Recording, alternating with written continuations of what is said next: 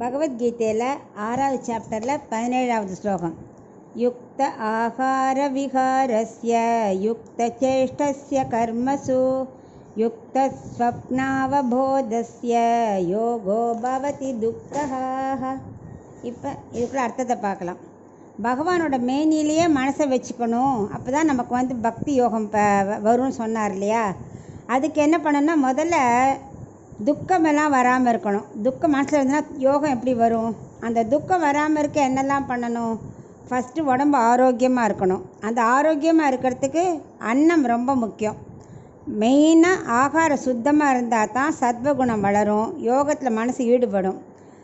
அந்த ஆகாரம் எப்போவுமே இந்த காரசாரமாக புளிப்பு ஜாஸ்தியாக இப்படிலாம் சாப்பிட்டோம்னா மனசு ராஜச குணம் தான் வளரும், அப்புறம் தாமச குணம் தான் இருக்கும். ஸோ சத்வகுணம் வளரணுமானா எல்லாம் மிதமாக இருக்கணும். அப்புறம் பாதி அளவு உணவு சாப்பிடணும், 1/4 பாகம் தண்ணிக்கு சாப்பிடணும், 1/4 பாகம் காற்றுக்கு இடத்த விட்டுறணும். அப்போ தான் இந்த வாதம் பித்தம் கபம்லாம் 3 சமமாக இருக்கும். இந்த 3 சமமாக இருந்தாலே உடம்பு ஆரோக்கியம் வந்துடும். இந்த ஆரோக்கியமாக இருந்தால் என்ன பண்ணுவோம்? யோகம் ஆட்டோமேட்டிக்காக நமக்கு பண்ண தோணும், மைண்டு அதில் செலுத்தும்.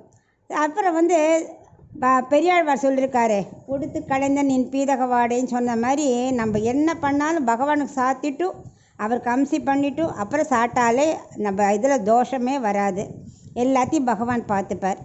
அப்புறம் சாப்பிட்ட உடனே தூங்கக்கூடாது, கொஞ்சம் எக்ஸசைஸ், மைல்டு எக்ஸசைஸ், அதுக்காக அப்படியே விறுக்க பண்ணக்கூடாது. ஸ்லோ நடை அது மாதிரி ஏதாவது பண்ணால் தான் ஜெரிக்கும், இல்லைன்னா மேலே வந்துட்டு அசிடிட்டி மாதிரி வந்துடும். ஸோ அப்புறம் பகவான் சொன்னார் இல்லையா, மாதத்தை 15 நாளைக்கு ஒரு ஏகாதசி விரதம் இருதுன்னு. ஸோ 15 நாளைக்கு ஒரு ஏகாதசி விரதம் இருக்கணும். அதனால் நம்ம உடம்பு ஒன்றும் வீணாக போயிடாது. மிஷினுக்கு என்ன பண்ணுறா, கம்பெனியில் ஒரு ஹாஃப் டே பிரேக் கொடுத்து ஆயில் போடுறா இல்லையா, அதை மாதிரி நம்மளும் என்ன பண்ண, நம்ம உடம்பு ஒரு மிஷின் தான் உள்ளுக்குள்ளே. அந்த வேலை செய்கிறதுக்கு ஒரு நாள் ரெஸ்ட்டு கொடுக்கணும். அப்போ தான் சக்தி வெளிப்படும் நம்ம உடம்புல. அந்த 15 நாளைக்கு ஒரு நாள் நீ கொடுத்தாலே ஒரு தேகம் ஒரு புத்துணர்ச்சி ஏற்படும்.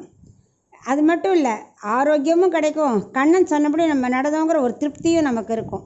இது 2வது பாயிண்ட்டு. 3வது என்ன சொல்கிற, தேவையான அளவு உழைக்கணும். ராத்திரி முழுக்க கண் முழிச்சு எக்கச்சக்கமாக சம்பாதிச்சு வேணும்னு அலையக்கூடாது. நம்ம மனசில் ஒரு பிளான் பண்ணிக்கணும், இன்றைக்கி இவ்வளோ மணி நேரம் உழைக்கணும், இவ்வளோ சம்பாதிக்கணும், வயிற்று பாட்டுக்கு எவ்வளோ தேவையோ அவ்வளோ உழைக்கணும், நல்ல கைங்கரியம் பண்ணுறதுக்கு தான தர்மத்துக்கு எவ்வளோ வேணுமோ அதெல்லாம் பிளான் பண்ணி உழைக்கணும். ஒரே நாளில் எக்கச்சக்கம் உழைச்சி படுத்துடக்கூடாது.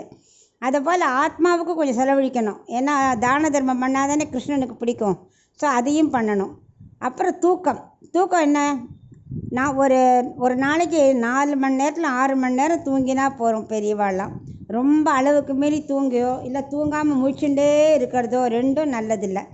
ஸோ இத்தனையும் ஒழுங்காக ஃபாலோ பண்ணால் அவனுக்கு துக்கங்கிறதே வராது, யோகம் சித்திக்கும் அப்படின்னு இந்த ஸ்லோகத்தை சொல்கிறார்.